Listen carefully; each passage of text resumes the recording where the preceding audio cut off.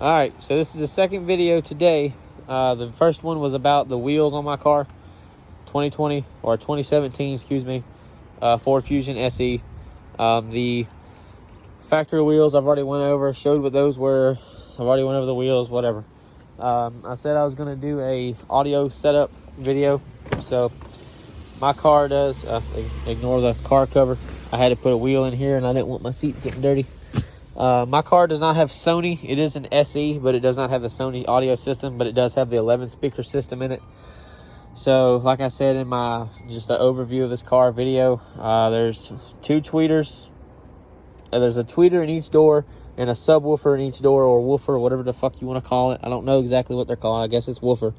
Then there's one on the center of the dash up there. You can see the grill for it. And then there's two back here in the rear deck.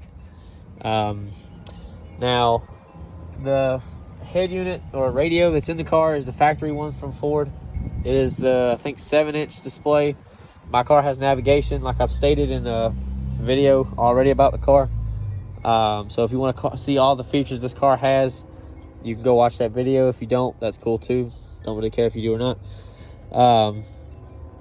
But there's nothing special with the radio, with the head unit. Now, the subs that I have are two Scar Audio SDR Series 12s in their ported box. This came as a package. It also came with their 1200 watt amp and install kit. And yes, I know, before anybody runs their mouth and says something, because I know somebody's just waiting, start typing, saying, oh, that looks like shit, that's not professional. Okay, I set it up so that way I can make sure it works, make sure everything runs, make sure everything does what it needs to do. And then after that, I was going to go and make it look more neat, tidy, blah, blah, blah. But anyways, then I have, like I said, their 1200 watt audio, or 1200 watt amplifier. This is what it is, the RP1200.1D. Then I have the LC2I line out converter. You have to have this if you're going to use the factory head unit. So I don't need anybody emailing me, messaging me, saying, hey, how'd you get that to work? I'm showing you how this works right now. So don't ask the same question, because I'm not going to answer you. I'm going to delete your comment because I don't repeat myself. So in order for it to work with these cars, or any car really that is going to use the factory head unit, which I am, just because mine has navigation and Apple CarPlay and all that stuff. And a lot of the Apple CarPlay head units I want, a lot of them are not in stock in a lot of places. Like I've checked Crutchfield, and that's really the only person who I buy stuff from, or only company. And a lot of the ones they have are not available right now. So I kind of just figured I'd stick with what I have.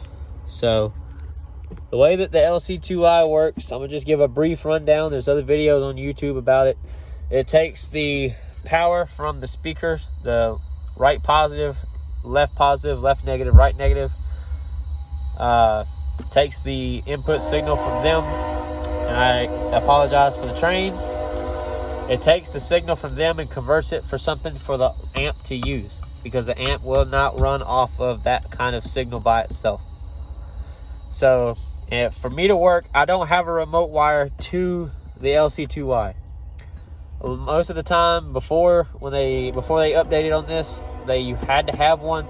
I do not have one. That is what the GTO system is for. It's going to come already enabled. So there's a well, you can't see it because I'm not very good with doing video, but there's a piece of black plastic right here, which is a jumper. It is in the enable position, so it will work. All you have to do is pretty much run your I ran them to, and again, this is not supposed to look professional for the time being. It was just for me to set it up, tune it, make sure everything works. I'll run it for a few weeks, and then finally make it look nice and neat. I have them run to the, well, you can't see it, so it doesn't matter. I have the power wires ran to the back subwoofer wires. Don't ask me what the powers are, because apparently Ford likes to use different colors in every year model of these cars, and I don't understand why. I'm sure somebody on Google, YouTube, whatever, is a professional and knows everything, so they can explain why. But I don't know why. Whatever. So basically, what I did to find out what was power and what was ground is I unplugged the subwoofer or the woofer, whatever you want to call it, plug, and I just turned the car on. Just turned the key. I didn't start it. There ain't really a reason to start it.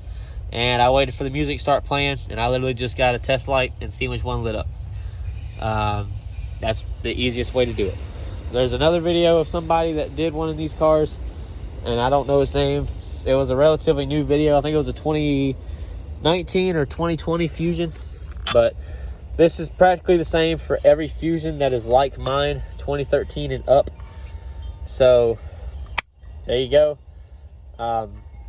At first I was confused on how to make this work, but I overthought it. That's why I made life a lot harder for myself than I needed to. When you overthink something, it definitely gets complicated. So, excuse me.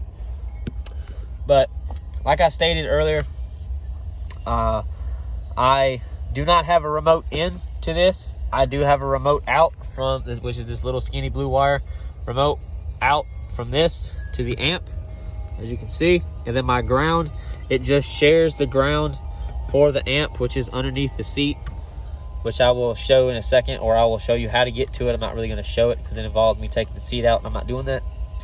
And then they share the power to the amp. Works just fine. Haven't had any issues. So there you go. That's how it works. So ground is shared by the amp, which is grounded underneath the seat by the big 4-gauge cable. The power cable, I know somebody's going to ask that because they're going to get this far in the video and say, well, he ain't said anything about the power cable yet.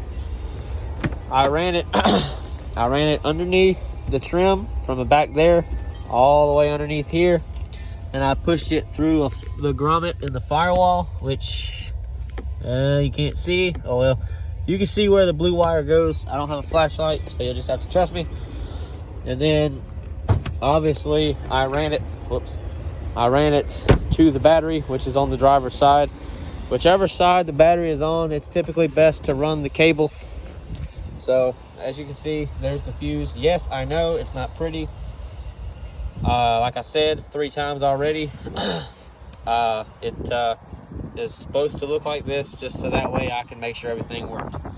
So there you go. And I said I wouldn't repeat myself, but I know a lot of people are going to ask the same damn question that I've already answered. So there's that. And no, none of the wires get pinched. So there you go. But there, where is it? Ah, there it is. So right there where that bolt is, right next to the power cable, that is the ground wire. All I did, that bolt is a 10mm bolt. For those that are going to ask, that way I can help you guys as much as I can. 10mm bolt. I just sanded the paint that was underneath the bolt, put the ground wire there. Done deal. Haven't had any issues. And the way to take these seats out is there's a black handle right there that you just pull towards the driver's side door. And there you go. It's on both sides. There's also little hooks that are behind the seat that you just unhook and it comes out. The nut to loosen the battery terminal, or the positive, is a 10mm, I believe, also, or an 8mm. I would get both just because it sounds good. For the longest time, I couldn't get it to work right. I couldn't get it to sound right. But that was just because I wasn't messing with the LC2i like I should have been. So the LC2i is new to me. I've never used one. Every car that I've put subwoofers in, I've always used an aftermarket radio, and they already have a remote out wire or remote in wire, so it's never complicated. Like I said, if you overthink something, you're going to make your life harder and you're going to not understand it. So just take it from me. Do your homework. Try to find as much as you can. And if you don't know, don't try it. If you're scared you're going to mess your car up, just take it to somebody. Let them do it. Buy everything you need and then let them install it. But yeah, so I'll recap what everything is. The subs are 2 SCAR 12-inch SDR subs with their ported box and their 1200 watt amp, and the audio control LC2i. The amp came with a knob to adjust it. I don't have it hooked up yet because I haven't routed it to the front of the car. I'll show that just because I'm sure somebody will probably ask what it looks like.